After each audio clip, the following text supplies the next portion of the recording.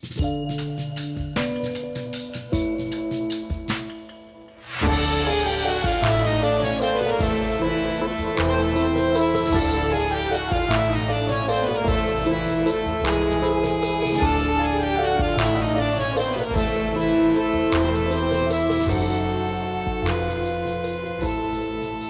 you gonna sing your song?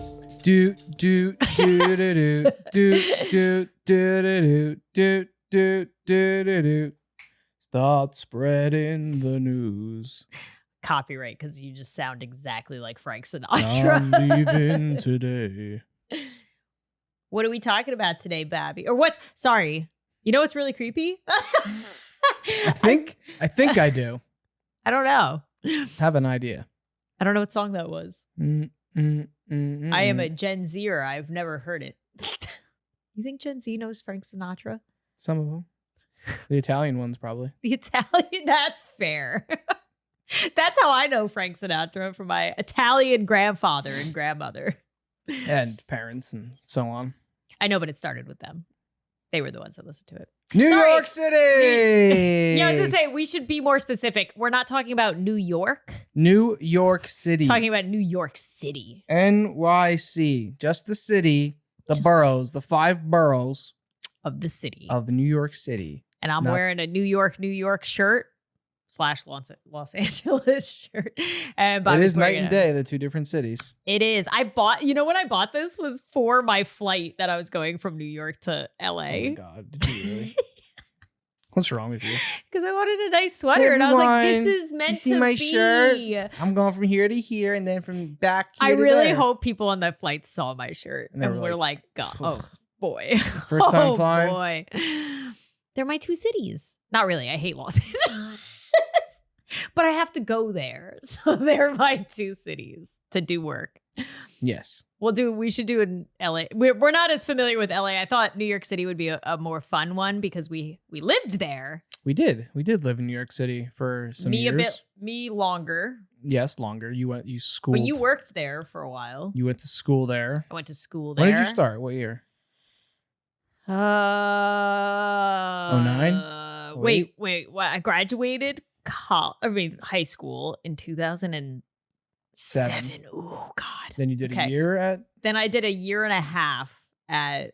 So 8. So you probably started. SUNY Plattsburgh. So you probably started the summer or the spring. So I started I started in the middle of the school year in 09. Yeah. So I was 19, almost 20. Cool. That's when I lived in New York City, but I did have like an attachment, fondness of New York City already, because my dad and his family grew up there. True. Like my grandfather was a New York City police officer. Can't imagine what that was like back in the 50s? 60s? Back in the day. Then my dad grew up there, I have a lot of family that still lives in New York City. So we're still there a lot. Mm-hmm. And we live like 40 minutes to an hour outside of it, depending on traffic. So we're still there a lot to do stuff. Yes. I have a fondness of New York City. I feel like we have 2 different takes on New York City, which is going to make an interesting podcast. I think not that different. I mean, I know I always complain about it, but I do like it.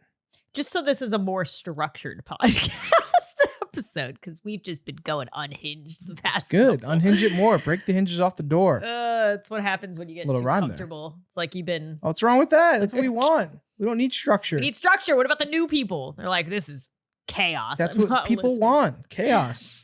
I was gonna say we should both go through our experience, just surface level, our experience with New York City. Gotcha. In our lives. So yeah, growing up. So yours is probably in Jersey and close enough to the city that you can get in and out in a day. I went a few times when I was young to Knicks games, Mets games, probably a Yankee game here and there, mostly for sports stuff. Didn't really ever visit it for anything other than that. No Broadway shows, anything like that. Didn't have any family there. When I was in college, I started going there more often because my friends who played in a band, they would have shows there. And I'll never forget my first couple times going there and just being so overwhelmed by everything. Was that before you worked there? Yeah, I'm assuming? before Okay. work, right? And I remember my one friend. It was when Zach had a comedy show, and he It was is like, very overwhelming. he was said, "Take the subway," and I was like, "I ain't taking the subway." Like, I have no idea this works. Little like, eventually when we lived there, it was like the easiest thing to figure out. It is. It seems overwhelming, but once you're in it, Yeah, and I definitely have a lot of it's memories a lot easier than it of. looks. I have a lot of memories of driving into the city, especially with like my friends in like their van or like going to see their shows and just being so overwhelmed by everything. And it definitely had this allure to it, and especially a lot of the bands that I liked, the Strokes being from New York City, it had this like mystique of being. Were they from Long Island? No, but they like that's kind of where they started like playing, and I think they Actually, were living there when they. Is Long Island counted as a borough? Yeah. Yes, right. So, yeah. And then my senior year in college, I got an internship. My last semester. At Fuse TV, which was part of Madison Square Garden, which is right across the street from MSG or Penn Station, whatever you're more familiar with. And that's where Lauren and I met. Yeah. Yeah, I remember commuting in every day, taking NG Transit right to Penn Station. That place is crazy. If you were a commuter into Penn Station, I can't imagine what it's like now, but just dealing. I think it might be a little better because they built it out. Yeah, I'm sure it's quote unquote better. I don't miss that. That's what I don't miss. I'll have to ask my sister. She just took the train from there recently. Yeah.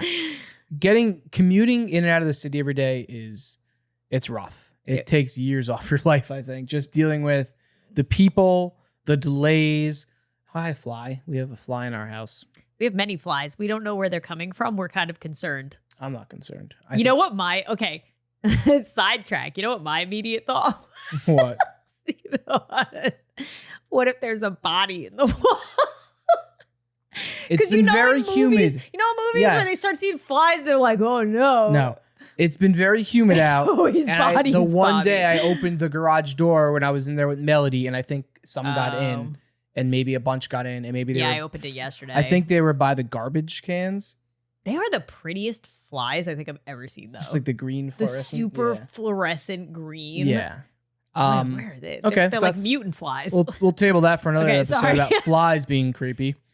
So yeah, working there, commuting was terrible. Hated that. Don't miss that. No, that was the worst. You lived in an apartment with me there. So then when you stayed in some of my apartments we began dating in May of 2011, and we started like living together right away. And I was in your apartment up on the northwest corner of Central Park. Yeah, that was my first we were paying for apartment. Yeah, I'll never forget the first time we hung out and I like stayed over, and I woke up the next morning and there was another park like directly across. Yeah, I forget what park that is. And I'll look it up. But I remember being Columbus. like, what is like this place is crazy. Oh, like, Columbia. Because we were right by the I? Columbia College. Uh-huh. I think it was like associated with that. And the hospital. There was like the Columbia Hospital over there. Oh, that's not New York City yet. Where is it? That's New York. Where the heck? Oh, there's Central Park. I like that I lived there for a whole year and never went to that park. Morningside Park. Oh, I was wrong. It was Cathedral. You were right here. Yeah. Yeah. Cathedral. Oh, yeah. I guess we were near Columbia. Columbia was like a little bit up the way. Yeah, that was that. That was then we my moved first place. to Queens. Moved to Queens. You moved to Queens. And you started tagged along. Tagging along at that point because we both lived in the great city. And terrible. Had a lot of. We talked about that a lot with. That was the apartment that we talked about in the roommate podcast about the drug dealer hiding drugs in our apartment. So that's another New York City story. If you want to hear that, go to the roommate. Another podcast. Random memory I have from that is when we were at a comedy club again for Zach. And that was the day Steve Jobs died. Yeah. I'll never forget that for some odd reason. And every time we go to see Zach at a comedy club, because then we went to see him the next time we saw randomly Louis C.K. showed up and Jim Gaffigan. Jim Gaffigan, yeah. And that one other guy that's been in a lot of stuff. Yeah, I forget. The stoner awesome. Guy. Yeah, that was really cool. Then we moved back to Manhattan, 9th and 50th, Hell's Kitchen. Had a really good time there, I think. So we got that's when we got Dexter. Favorite. Oh, absolutely. Actually, I mean, my first apartment was good. Those were good times. Those were when I had my two roommates. That was when we were all like getting along. Mm-hmm. Nobody was doing drugs. Everything was great. Kind of. There was a couple instances. But yeah, when we lived in that, Besides the apartment being, we were doing a little better job wise. We were making not a lot money, but we were making a little more money, enough to afford New York City afford it and like apartment. Do stuff with friends and go out. And then of course every weekend we would go to our parents' house to get out of the city because when you don't have a lot of money, there's not much to do in the city besides walk around. Especially in the summer. Which is the summer is terrible. We had some issues. That was the year we lived there during Hurricane Sandy. That was winter when we didn't have the heater, not the summer. Yeah, Hurricane Sandy was in October. Yeah, I'm just saying we lived there. Oh, sorry. Yes. I said we lived there during Hurricane Sandy. I brought up summer. I thought you were talking about summer. No. Yeah, we had Hurricane Sandy. We were right. We didn't get anything. We just had some wind. We didn't. The only thing that was concerning near us was that like what's it called? Let me get this stupid fly. Go ahead. Sorry. Was the crane that they thought was going to fall from that was close to us? It was like a couple blocks up. Oh. Yeah, they evacuated those blocks. And I was so happy we were out of the evacuation zone. Yeah. Because there was a giant construction crane, like, I don't know, 100 stories up. It was very high. It was on a building. And it was literally like going back and forth. I remember that when that was happening. And we were watching it on the news and they had to evacuate the area in case, because they said if something that heavy fell from that high up, it would have caused like a seismic disturbance. So that's why they evacuated everybody on that street. It's like, that's insane, but it never fell. So that was remember when we had the earthquake, we were working? Oh yeah, that was in Queens. I remember working and feeling the building move, which sometimes you would feel it. And I don't know if it's just your equilibrium kind of getting messed up, especially if you're looking out and walking and like you can kind of get off kilter. But I felt it. I remember like feeling movement and everyone a lot. Well, you were at work. I was at work. I was at home with my one roommate. And all we kept thinking was the person below us was blasting their music and we were getting pissed. Because we're like, who the heck is blasting their music so loud that our whole apartment is shaking in the middle of like a Wednesday? And then all of a sudden, that's when we felt like the off-kilteredness, and we were like, wait a minute. And we thought the building was falling down. Yeah. And then we ran outside and we just see all these people outside their houses and stuff because we were in Queens. We weren't like in the high-rises anymore. I don't think we evacuated. We might have. We might have evacuated. I'm trying to remember. Or like gone to the street and then went back in after. I can't imagine. Subsided. That was one of the most terrifying thoughts was like if an earthquake a legit earthquake happened in the city. That's not a good place to be. No. So that's why that was particularly scary. If you're in the building or walking around, not a good place. So we got Dexter, and then we left. We left after a year, moved to Jersey, and then still commuted in. And then I got a new job down on Wall Street, and I had it. Oh no, that's when we moved. No, I had it there eventually after a year or so. Yes, you started in our apartment. Then our apartment. I left Fuse, let go of people. Then I was at the gym, and then I went. Because I remember you studying in that apartment. Yes, I do too. Because I used to. That's when I started doing YouTube, and you would study, and I would make YouTube videos. Yeah. And then I would commute in every day, 2 hours there, 2 hours back. That was terrible. Or that was when we moved to our house. It was probably hour and a half. Yeah, I don't know how you did that for so long. Worked in Wall Street for 2.5 years, a little over 2.5 years, 2 years, 7 months. And then that's it. 2017, July of 2017 is when I was free from the shackles of the city, of the concrete jungle known as New York City. And we have gone back a handful of times, many times. To eat. We've gone for dinners, to meet New friends. Year's Eve, parties, mostly concerts. Yeah. That's probably one of the best. Oh yeah, we've gone back with Scott to see some Broadway shows. Yep, and I've seen some Broadway shows since then. Met my sister there like 1 weekend ago. I don't even know time anymore. My favorite now, just to say, my two favorite things about the city, whether you're living in it or visiting it, is the food, because there's everything and everything's there at any point, anytime, varying qualities, but even the low quality, from the $1 pizza to the best pizza. Oh my God, Chrissy and I, my sister, passed a $1 pizza while we were there. There was a line all the way out the door. I was like, what is happening? I was like, what time was it? It was in the middle of the day. Yeah. I think it was lunch. So there was probably a lot of people going, just wanting to grab a slice you need of cheap food. And that was I think some are still $1 and then some are like $1.29 or something like that. I feel like the place under our apartment upped their price to like $1.05 or 10 cents at one point. Yeah, toward the end. I don't remember that. That was a while ago. Yeah, mostly so the food and concerts, Madison Square Garden, food and entertainment. Yeah, I guess you could just say entertainment. Yeah, there's in general. always something going on. Like my sister and I went on a Sunday, and there was still like people like hanging out, lots drinking, of lot shows, of good places to go see comedy.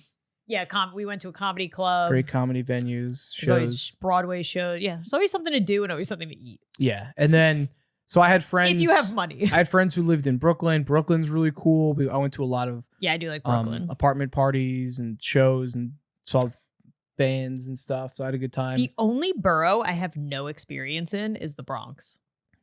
Yeah, I don't know. I have zero experience there. I've lived in Queens. The Bronx. I've lived in Queens. I've lived in Brooklyn, and I lived in Manhattan. And then I had family who lived in Staten Island or lives in Staten Island, so I'm still there.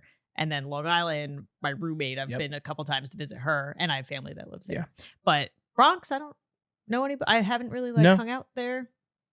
No experience. Well, besides, isn't the Yankee Stadium there? Yeah. That's probably the most of my experience. And the Mets is in Queens. Okay, well, my New York City journey, and I'll try to make it as Bobby. If you see Bobby's eyes darting around for the people watching the podcast, it's because he's looking at this fly. He wants to kill it.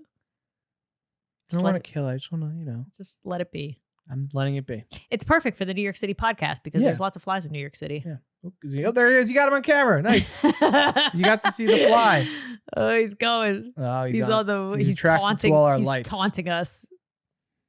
All right, we're going to try and ignore him. Episode 40, the one with the fly. Okay, so my experience with New York City is when I was a kid, I always thought it was the coolest because we would go there. My parents brought me a couple times. We did like Broadway shows. I remember we stayed overnight there once because my dad stayed overnight. Yeah, at a hotel once. In Manhattan or? Yeah, in a hotel. I forget why.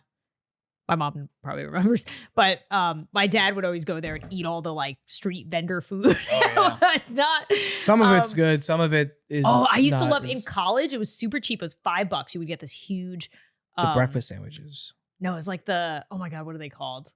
The halal guys. There you go. The halal food, guys. There was one guy that like would sit outside our dorms and like for $5 you would get this huge freaking halal thing. Oh my God, it's so good. You could get chicken. They had this white sauce. Sorry, I thought I was gonna get them. It had this white sauce you could put all over. It was so good.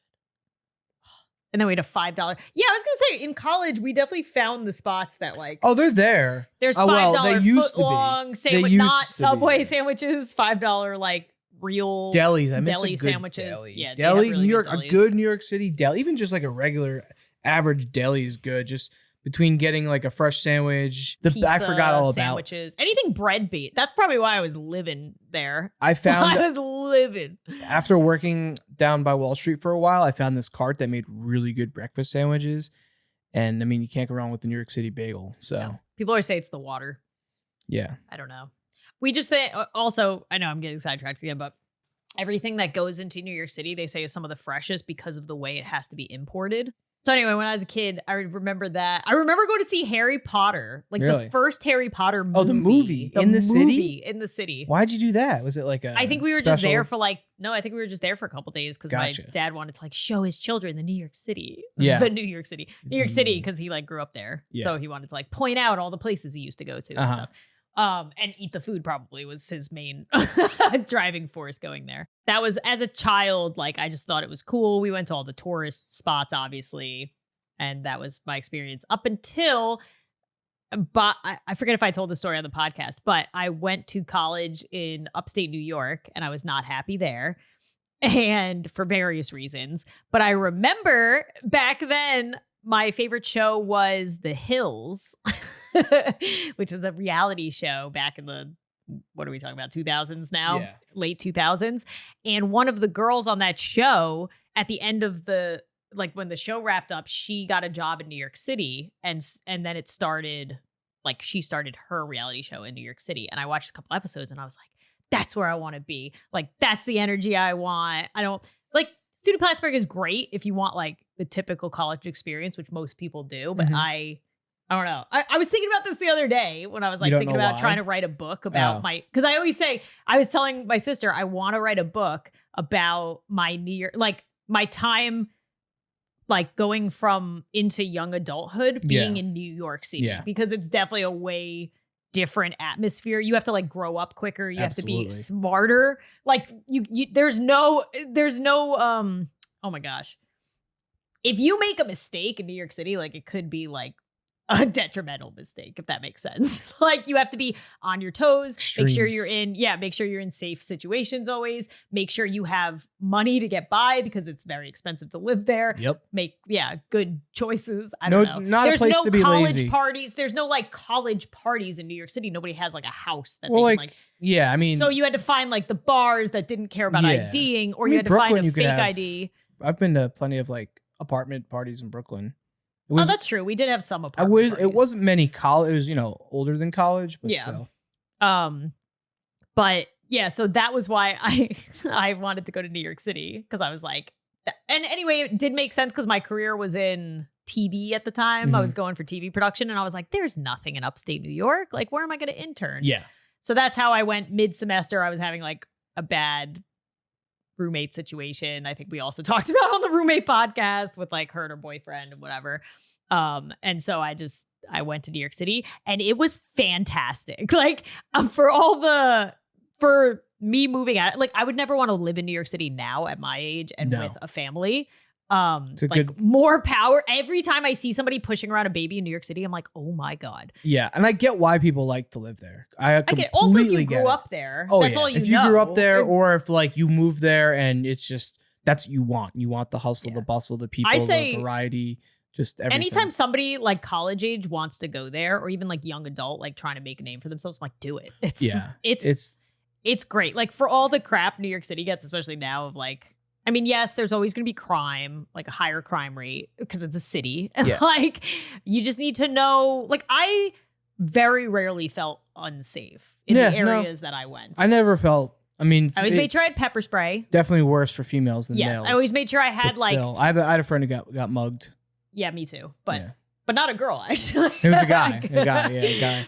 I mean, there was definitely like bad situations we got put into, but it never, knock on wood, luckily for us, our group of friends was always good about making sure that nobody went home by themselves, and nobody, like, especially if you were a girl, but even guys, like if you were drinking, that's what happened. Our one guy friend decided he didn't care and left and went home by himself, and he got mugged. Yeah. That's kind of a similar sketchy situation. Yeah. Always find a group of friends. But yeah, I loved going to college in New York City. I thought it was one of the coolest, biggest growth experiences I've had as being a person, being more, because when you were talking about the subways, literally like, so our dorms were in Brooklyn, and also picture this, like I have never, like my mom was terrified to send me to New York City. She was probably like, knowing me then, like, really. Well, also knowing my mom. Now the more I know about you and your mom, for sure.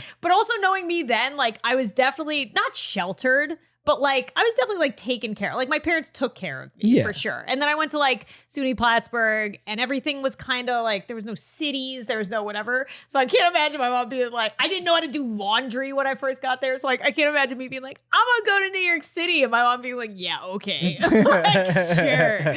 I'm sure you're going to do great there. But I surprised, like, that was one of the biggest experiences for me to be like, wow, I could do this. And like, helped me learn that I was stronger, more capable than I think I thought I was. Yeah. But yeah, literally our orientation was, because we lived in Brooklyn, like Brooklyn Heights, which is one of the which at our orientation, they said, enjoy living here because the majority, if not all of you, will never make enough money to ever live here again. Because it's one of the most expensive places to live in the entire city. Yeah. I don't know how they got a deal on that that place. I have no idea.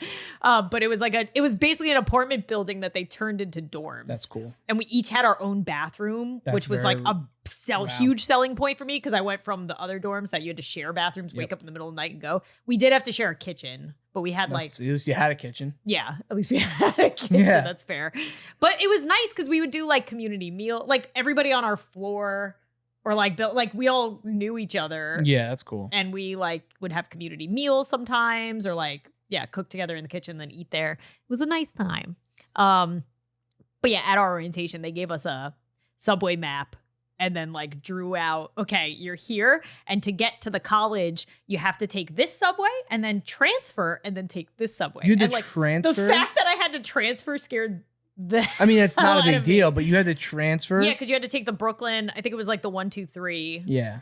And then you had to transfer to the ABC. You had to go from red to blue. Yeah. And like once you get it, once you know the colors, you kind of know like which colors run in which directions. Yeah. So like I knew the green was always on like the east side. I still like remember everything. Yeah. I know the 1 was local, 2, 3 was not. Mm-hmm. So like local means you're stopping at every single stop. So sometimes like then you had to like gauge it because each side would have like the 1 or the 2, 3. And so if like the 1 came, you had to decide if you wanted to like hop on the 1, get off at the next stop and hope that the 2, 3 was like, this sounds very confusing to people that there was always ways to try and get somewhere quicker if you needed to.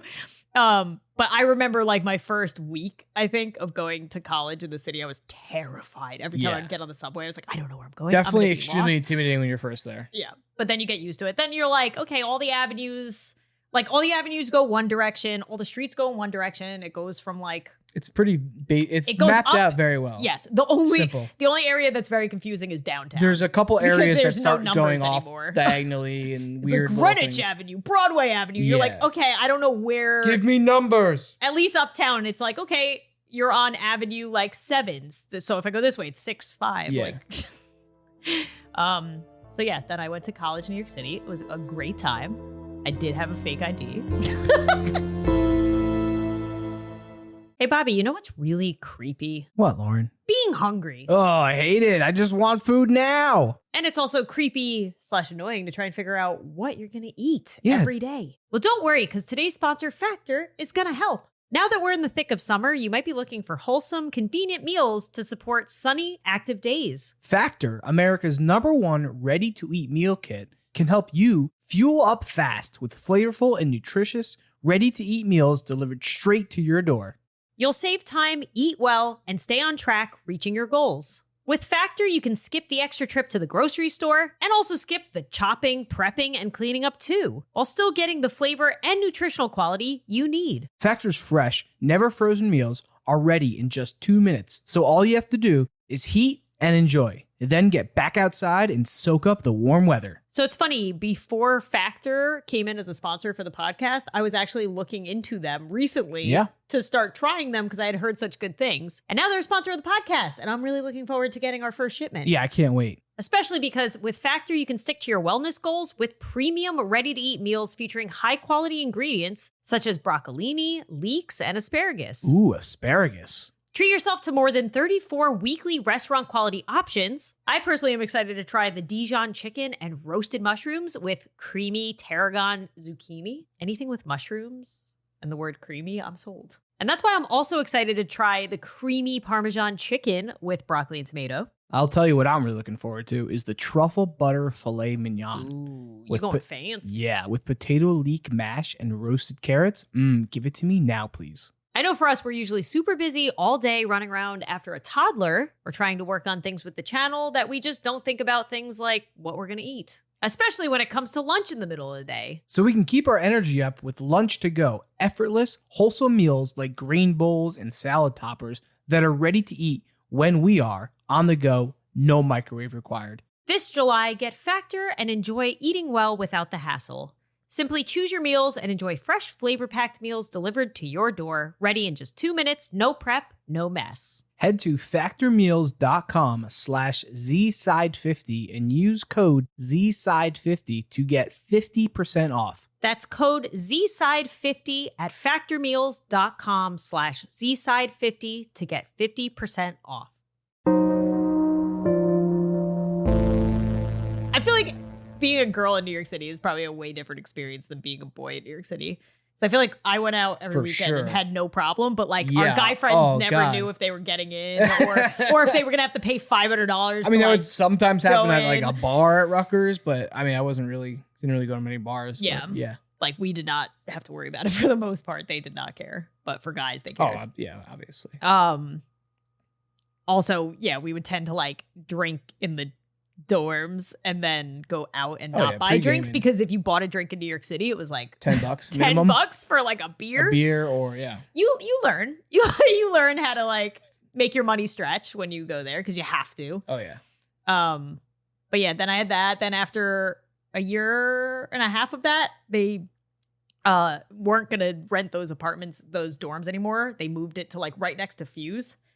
Remember that hotel? Oh yeah. I had friends staying there at one point, but that's when I moved out. Were they renovating it? I think so. So they had to because it was only temporary to stay at that hotel. Yeah. But that was the year I left. Me and like two of my roommates got a place. That one that you were talking about when we first started dating. I was at. Yeah, that was cool. We went there. And then was your college in Manhattan or Brooklyn? Manhattan. It was in Columbus Circle. Oh yeah, and that's weird. My dorms were in Brooklyn. Yeah, I mean that makes sense because Manhattan. It was probably. I don't so know much if it was more cheaper. expensive. No, but Brooklyn Heights is very expensive. Yeah, but it's Manhattan. Anyway. That was great though. Brooklyn Heights, if you ever go, it's literally just like families and people walking dogs. Like we would be out at 3 a.m, just sitting by the like river there, like that looks over at the promenade, I think it is. And you would just see like people wandering around with their dogs. Like never felt unsafe. Was like, a nice area. It's a very nice area. It's a slower, quieter area. Yeah. Which is nice. That's why it's so expensive.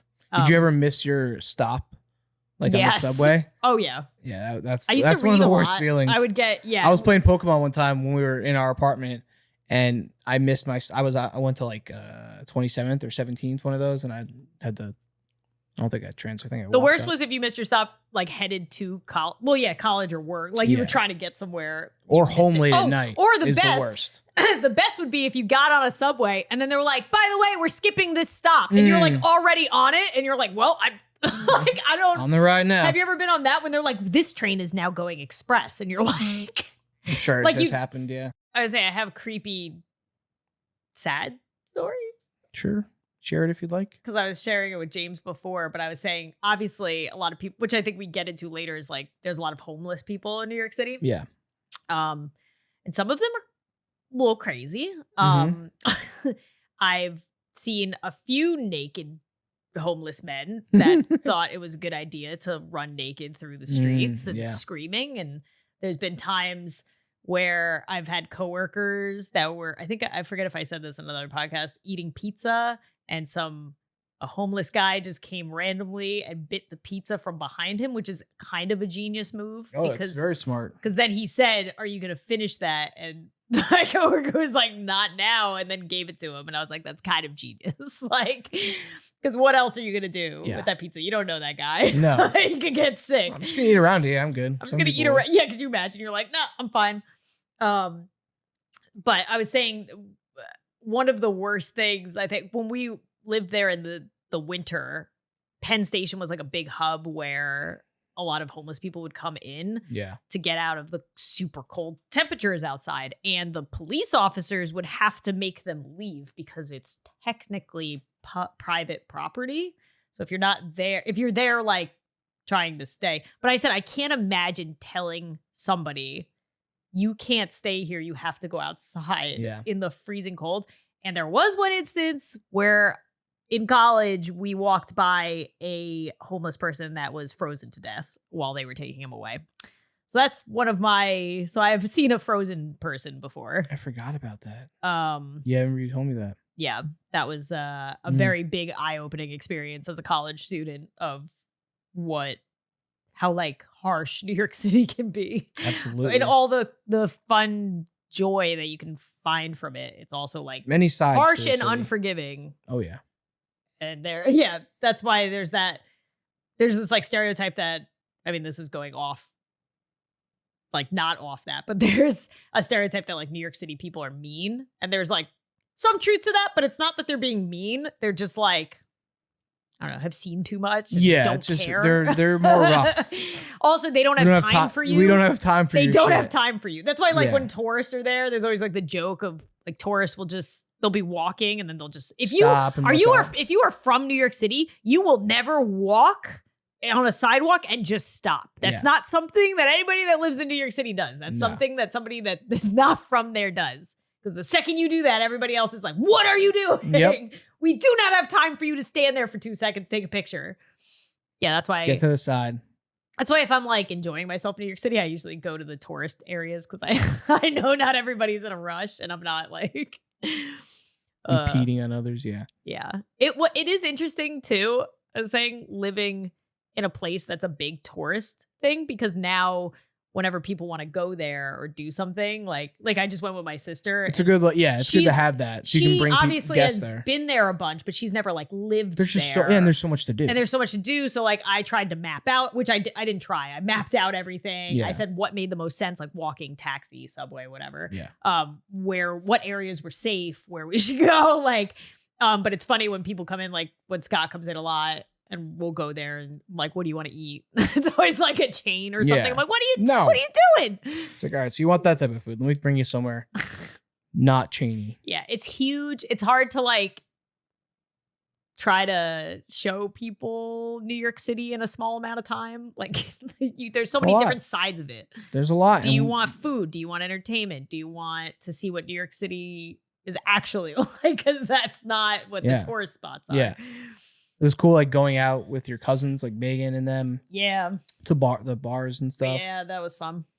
Yeah. It's cool when you know. The best part is when you know people. Maybe once our kids are all older, we'll do it again. People who like live there or are very familiar with it, because then you can just get around and just know where to go. Yeah, it is nice. I used to, when I first moved there, Megan showed me around a bunch of stuff. And like, it's so diverse too, just the area. It doesn't seem like that when you look at it from above, but when we went to the Dr. Dog concert, that like was at the South Street Seaport. What's that area where Seaport. I love that area. That's such a cool area. That wasn't Dr. Dog. That was yeah. Oh wait, yes it was. That was a really cool area. Yeah, it was great. We used to hang out there. So we used to live one subway stop away from there. So we used to go there a lot because you could just hop on the subway, go one stop. South Street Seaport? Mm-hmm. That's the name of it. It's like right on the water. That's what we used to look out at from our dorm, like across the way, which was really cool. Cool areas. But Central Park.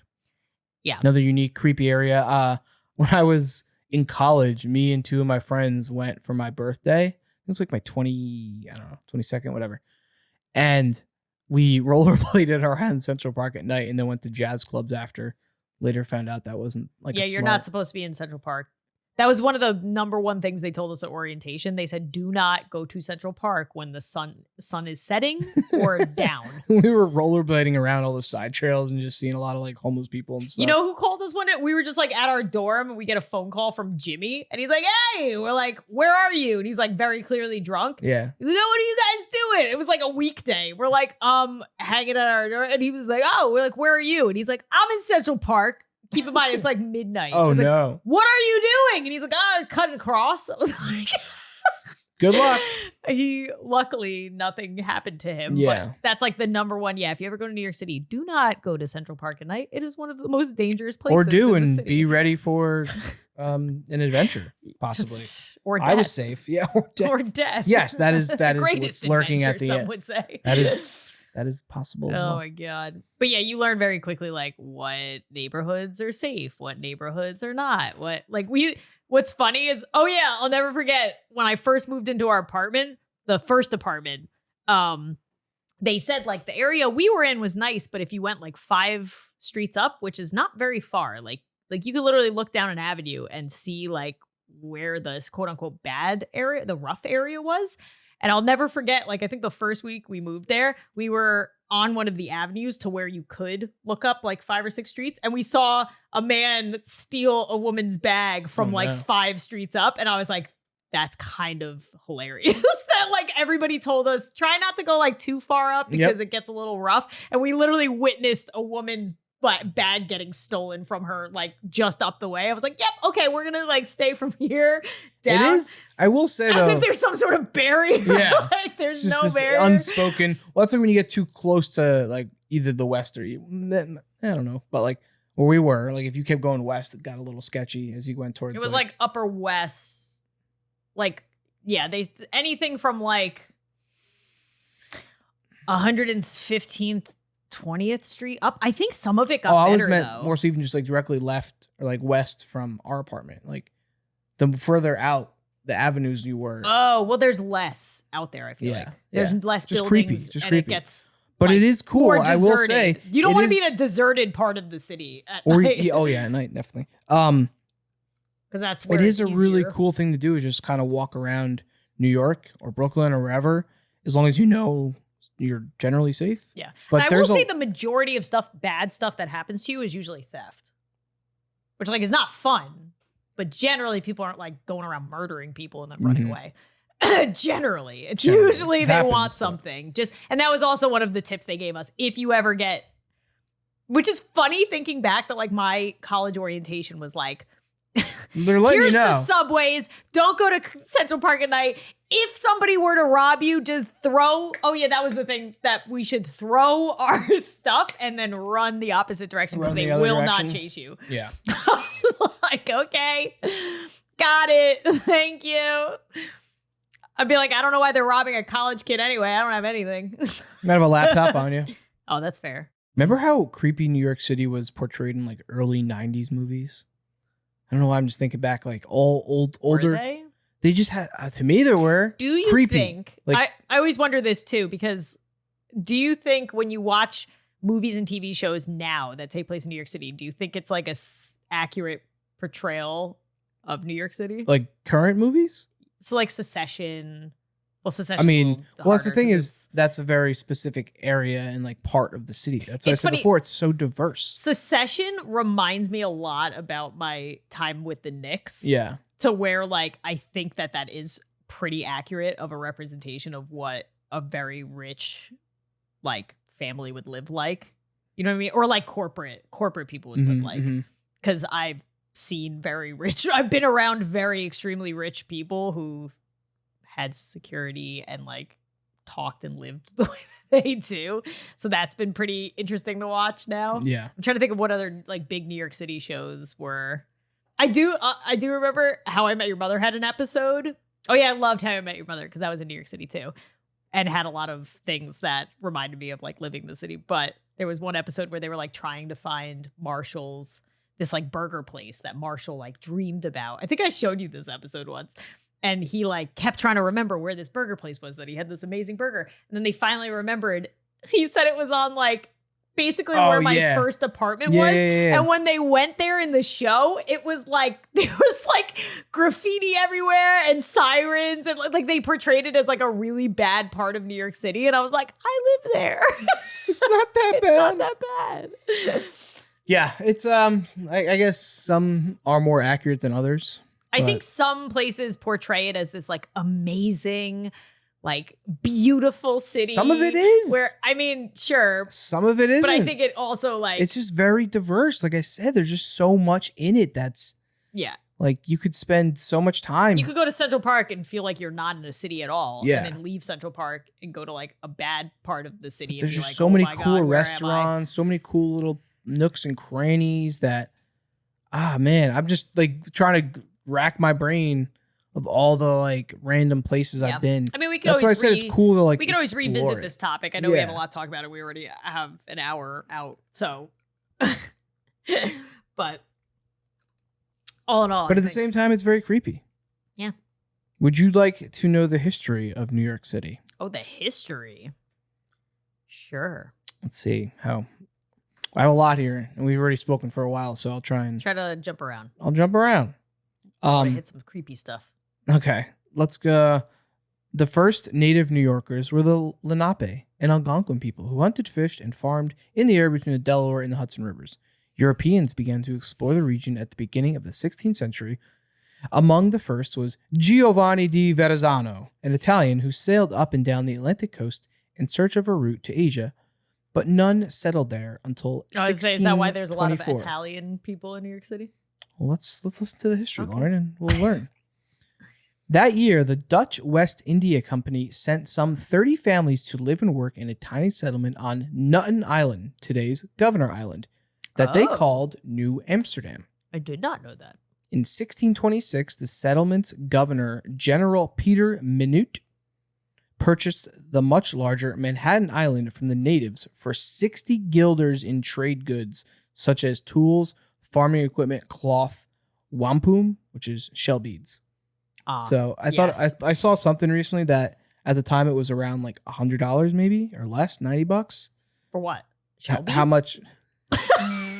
What are these shell beads? For Manhattan. Oh. That's what they bought it for? Yeah. Oh my God. And then like even with inflation, it only went to like 1,000 or something. Wow. So they just got gypped. Yeah. Well, as is most of the history. Fewer than 300 people lived in New Amsterdam when the settlement moved to Manhattan, but it grew quickly, and in 1760, the city, now called New York City, population 18,000, surpassed Boston to become the second largest city in the American colonies. Oh yeah, I forgot Boston was like the first city. Mm-hmm. You know what's kind of funny? It's like, oh, this is New York. All right, what do we call the city? New York City.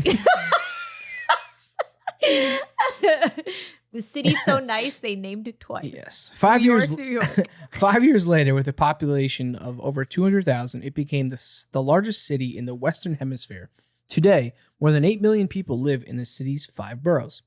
In 1664, the British seized New Amsterdam from the Dutch, so the Dutch originally had it, and gave it a new name, New York City.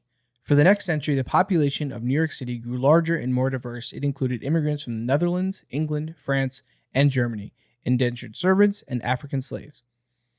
At the turn of the 20th century, New York City became the city we know today. In 1895, residents of Queens, the Bronx, Staten Island, and Brooklyn, all independent cities at that time, voted to consolidate with Manhattan to form a 5-borough Greater New York. I remember one of the creepy things. Go ahead. When I was going to college in New York City was when the government or the FBI or whatever found out that there was people, like they found the plans of terrorists that were going to blow up the subway systems. That was when I was in New York City as a college student. And I remember my mom being like, I'll give you money so you can take taxis. And I was like, do you know how much money that's going to be, Mom? Like from Brooklyn? So then in my mind, which is funny showing like my mindset then versus now, because my mindset then was, well, Mom, I was like, do you know how many subways there are in New York City? Do you know how many times they run? Do you know how many cars there are in each subway? I said, you know what? If I am on that exact subway in that exact car during that exact time that happens, then it was meant to be. That was my mindset back then. I was like, but I'm going to ride. But that's what I mean. Like that New York City mindset just like seeps in. It's just like, whatever, we'll do it. We'll deal with it. Yeah. And it's fine. They're not going to make me stop living. Oh, that's what I was going to say. Do you ever feel like people have told me before when I get agitated, I talk or like worked up, I talk with more of like a New York accent, I guess from like my family, like hearing my family talk for so long. Cause you know what I'm talking about. Like, yeah, I guess so. Like people used to make fun of Ryan because he says cods. But that's like a Boston thing. That's not a New York City thing. I don't know why he says cods. There's this one Instagram account of this guy. He and his girlfriend is like has a heavy, thick Boston accent. Oh, I love it. It's so funny. I love it. So good. I also love New York City accent. Probably just because it reminds me of my family. Oh yeah. But I've definitely noticed it. Like Emily, like editor Emily, a couple times has says like, I love when your New York comes out when you start talking about. I'm probably just used to it, so I don't really notice. It's like when you don't recognize your mom's accent anymore. I don't hear it at all. Literally deaf to it, which is very creepy. New York. So I found some tweets from New Yorkers sharing the most wholesome, weird, and disturbing experiences that happened. So to go along with that New York vibe and how it hardened you and made you less afraid of death at that time. So these are just tweets of what it's like to live in the city. Once at like 6:30 a.m. on a Wednesday, I saw a manhole cover open on Canal Street, and a tall drag queen in a full look emerged from the sewers and walked off. I could totally see that happening as well because we went to brunch once and we looked out the window and there was a drag queen doing a show in the middle of the red light. Yes, but there was a brunch where there was a drag they brunch. Came out of. Yeah, but still. Okay. I thought it was cool. You won't see that around here. Playing softball in Central Park one very hot summer evening. Guy on a bike comes by selling cold beers and water. He asks, who needs a beer? I'd really love a margarita, the guy wisecracks. He reaches into his basket, pulls out a portable blender, and makes him a perfect frozen margarita. Damn. The NYC hustle. Yep. A rat boarded the two with us at Times Square, waited by the doors, and got out at 34th Street. We got chased by a cockroach once in the subway systems. And that's not even, like, literally was running after us and then followed us into subway cars. Get out of here. This is Get out of here. This is my subway. You can't kill me. I'm a cockroach. I've been here forever. I can live through an atomic bomb. Guard of the public library throws the guy behind me out for bringing in a soft pretzel. But it's raining, he protests. No food in the library. He says, says the guard. So the guy gets in the revolving door and eats his pretzel, going round and round, neither in nor out of the library. That's pretty good. I just thought that neither in nor out of the library. Neither in nor out. All right. That's a good one. I was also on the subway in early cell phone days, and a guy got a call before the subways had reception. He then got another call and switched lines and languages. Finally, I looked up because I wondered how he had reception. He was talking into a banana. Oh, yes. Subways are extremely interesting. Oh, man. I would always go on. You would always go on a subway not knowing what you were going to get. And usually, because you could get a show. You could go on a subway and get a free show. You could go on a subway and see that. Like a crazy get person. on a subway and you packed in like sardines and you're right up into someone else's armpit, or that's right why when COVID face. Happened, I was like, there's no way. Like how like New York City's gonna have to shut down. There's no way you could not be right next to people. It used to be like in the summer was the worst. Everybody would be sweaty and you'd be like pressed up again, especially as a short person. Just like, don't you miss it? No. I don't miss the commutes. I don't miss. You know what would have been terrible if you living. Like I'm just picturing bringing like Melody to the city. You know how you used to like if you touch like having to touch the pole was probably one of the most disgusting things you. I would try to wrap my arm around it. Could you imagine her putting her mouth on? You get some good germs in the city. Or touching it and then putting it in your mouth. All right, that's enough. No toddlers in New York City. Where do you think the first pizza shop was in the United States? Wasn't it Ray's? No, but it was in New York City in 19. Was it Brooklyn? Under the Brooklyn Bridge? No, I don't believe so. It was in 1905. It was as certified by the Pizza Hall of Fame. It opened up in New York City. Lombardi's Pizza. I have heard of that. On 32 Spring Street. Still going, and I checked. It is still going because this article, or I got this, was from 2019. Damn. Would you like some interesting factoids? Sure. From 1889 to 1926, over 16 million immigrants entered through New York Harbor into the United States. About 30% of Americans can trace at least one ancestor. Yeah, that's what's great. Didn't you come with us? Yeah. There when we went? We went with Mustafa. Yeah. Mustafa. Hope he's doing good. Another crazy one. Due to devastation from the potato famine and political turmoil in Ireland, by 1855, more native-born Irish lived in New York City than in Dublin. That's how my family got there. Every year, New Yorkers are responsible for 10 times as many biting incidents as sharks are globally. Biting? Biting. Oh, God. I can happily say that I was not a biting victim in New York City. Or a biting... Participant. The Bronx Zoo in New York City is the biggest city zoo in the United States with over 650 species it is crazy. And 4,000 animals. I haven't been there in a very long time, but I remember it being enormous. New Yorkers drink 7 times more coffee than people in the rest of America. Well, yeah, you gotta be up all the time. All the time. I had an espresso martini when I went there the last time. I was up all night. City that never sleeps, they say. Oh, I will say, yeah, it brought back memories when I was there with my sister, because I told you I just heard sirens. I would say at least once every 2 hours. So they're always going. All night. 15,152 forms of life have been found in New York City subway system. Oh, God. These include insects and bacteria. I also learned, because I wanted to get a pet in college there. They don't. Do you know that guinea pigs are illegal in New York City? I remember. Yes, I've heard this. And I was like, why? And I researched it. Guinea pigs, hedgehogs, anything that's like a small rodent is illegal to have as a pet, because there was a issue at one point where like they were releasing them into the subway systems and they were like becoming a problem. Great. Because they would bite the like they already have rat problem. I don't even know. I don't know how they got rid of the guinea pig problem, but I don't see any guinea pigs running around.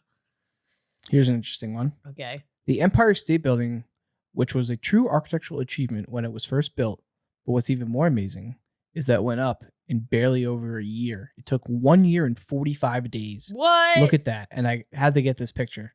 Because remember how I told you about my night terrors? About like being up high? Yeah. Maybe you were this guy. In a past life. You were that guy. Maybe not this guy, but I think if that's a thing, I worked on like skyscrapers because I have these like vivid.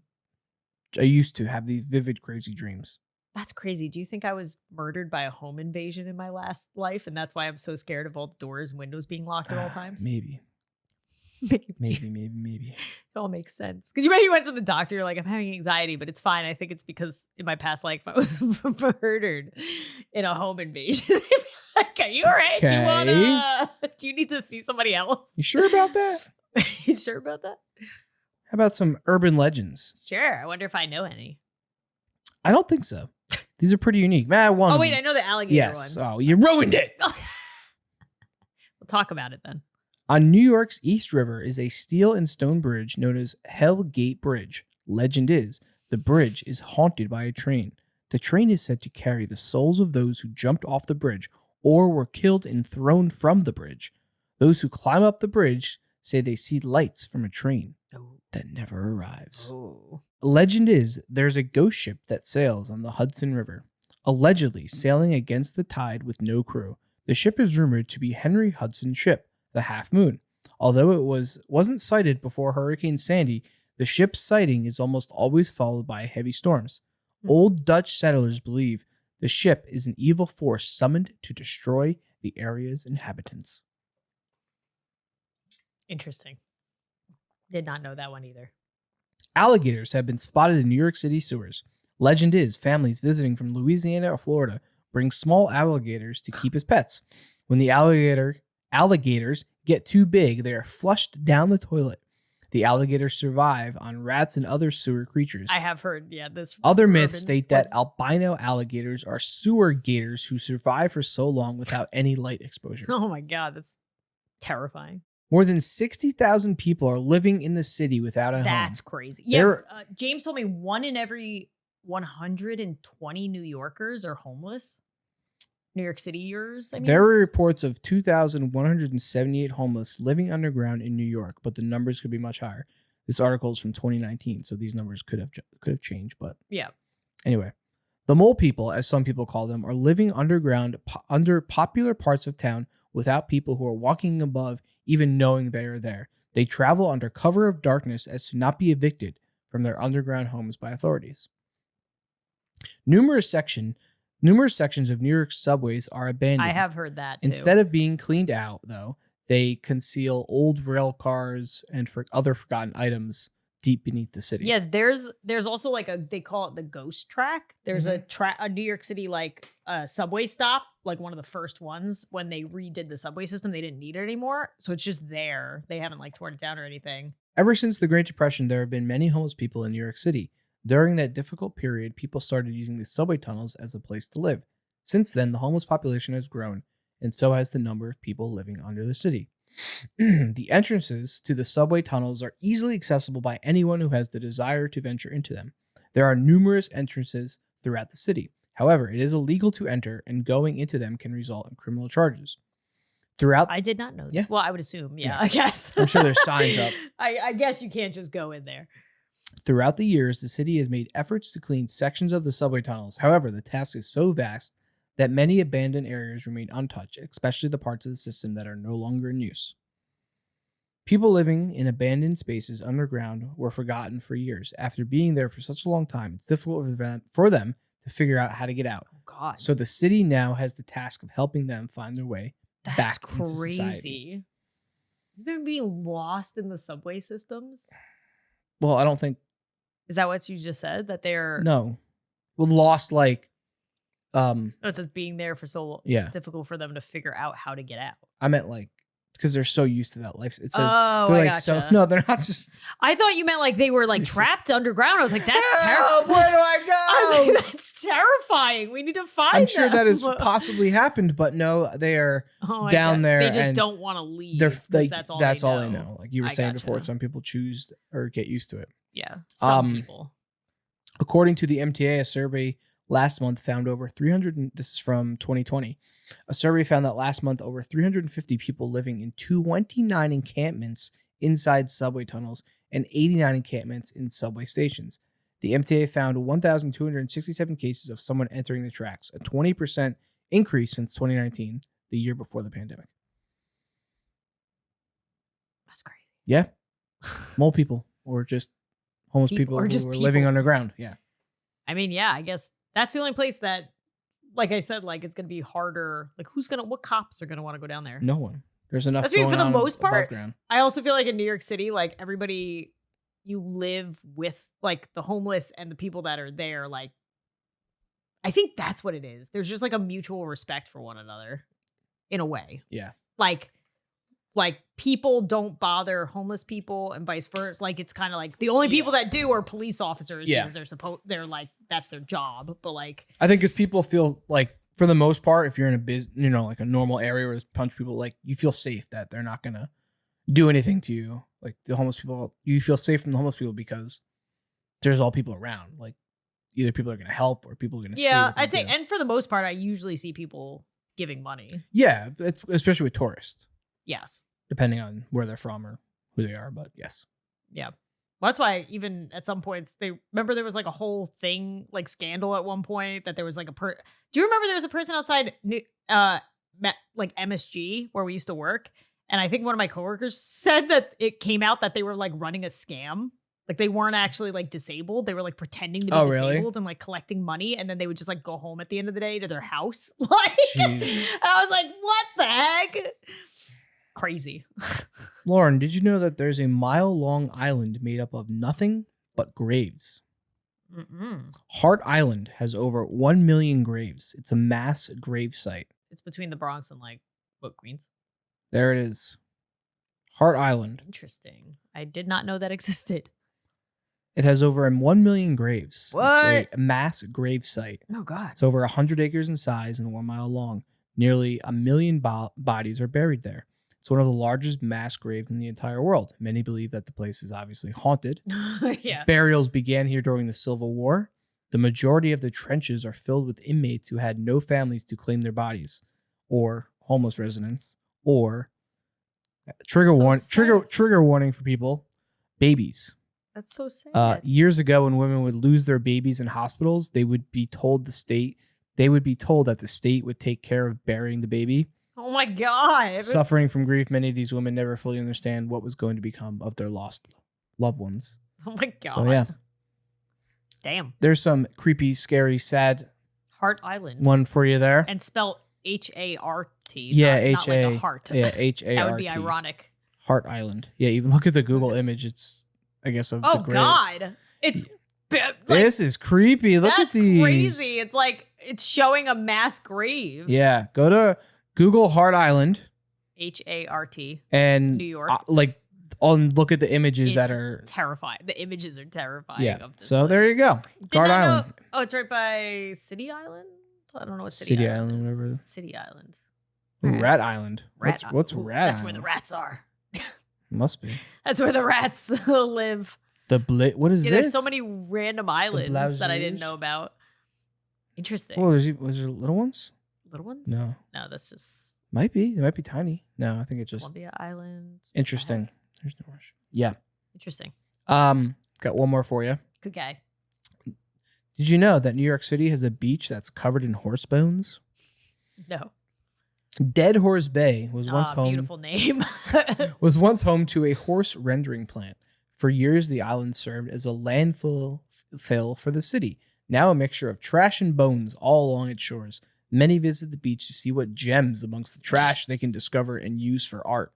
It's lots of, and they had some pictures, lots of like old bottles, abandoned boats, old dolls. So very creepy looking. And of course, lots of horse bones. And washed up wildlife and everyday household items from the 1950s for some reason. All old stuff. Interesting.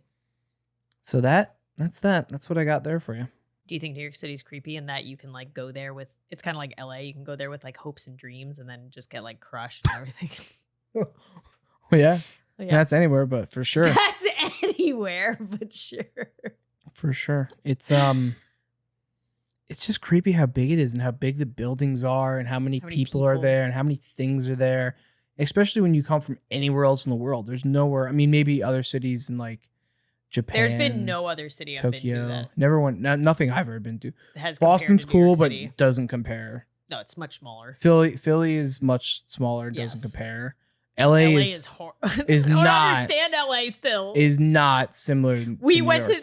I still think the funniest was me and you the first time we went to LA. We're like, we're gonna stay in downtown LA so that we can like walk to things and go visit. And then we got there and we were like, oh, like that's not what this city is. You have to drive everywhere. No. It's so weird. It's really weird. It's so it's the just layout so different. Of somebody put it a good way. There's no like in New York City, you have identifiers. You have like Empire State Building, the Chrysler Building. You have Wall Street. You have Little Italy. You have and like there is MSG, that in LA, but there's no like big besides like the Hollywood sign, which is way far out of LA. That's not even technically LA. That's Hollywood or like I don't know. There's the Walk of Fame. That's all my images of LA is technically Hollywood, not or Beverly Hills. Yeah, not LA. Downtown LA or whatever. Yeah, that was very eye opening. I was like, oh, this is why different. I like New York City. Very, very different, and just very creepy. It's like nowhere else. If you've never been, go. Also, one of the creepiest things I didn't even bring up was if you ever live in a building in New York City. Remember that building was built and lived in since when did you say that they? Yeah, I mean, 1800, 1900s. I mean, it depends when it was built, but yeah. Oh, I went way too far back. Where are we here? We're in amusement parks. I didn't realize it was all one document. It's all one monster document. I always thought of that because all the buildings were built like when the city was first. Most of them were built when the city was first come up. So like if you're staying in an apartment or a hotel. Yeah, hotels. You know how many thousands, if not hundreds of people were there before you? Think of what happened in that place. I always wonder that. I'm like, somebody had to have died in this building at some point. Or on this street crossing. Or you would high probability. We've seen, where we used to live, we've seen people get hit by cars. Well, didn't see it, but saw the aftermath. Oh, another scary one when I was in the city. We had to get escorted off of a subway car because it hit a person. And we had to sit on it for a while because they had to tarp up everything so that we wouldn't see it. Oof. Because I don't know if we could sue the city if we saw something. I don't know. I don't know why. Just to be nice so that we wouldn't see that's terrible life-altering things. I don't know. But all I remember is they finally let us off the subway and all you see is tarps because we were like up at the front of the subway. And I like they always try to like nicely put it. They're like, we had a medical emergency. There was an incident. They're like, we had a issue with the subway. There was something they used to say if somebody was on the track. I forget what it was. There was like a thing they would say if somebody was on the tracks. A lot. Yeah, sadly that happens a lot. And most of it is not accidental. As sad as that is, but I will always remember getting off that subway car and seeing the tarps and knowing that it was covering something disgusting. So that's a little creepy. It's a good way to end it. Lauren, while living in New York City for 5 years, saw a frozen to death person, saw the aftermath tarping of a subway car hitting victim. What else did I see there? I've had a friend that OD'd in the city. That wasn't fun. You've seen homeless people. I've had friends got mugged. Luckily, I did not. Yeah, I've seen homeless people like going to the bathroom. Yes, I've seen parts of homeless people that I wish I did not see. Mm-hmm. Just people in general, actually. It's all people.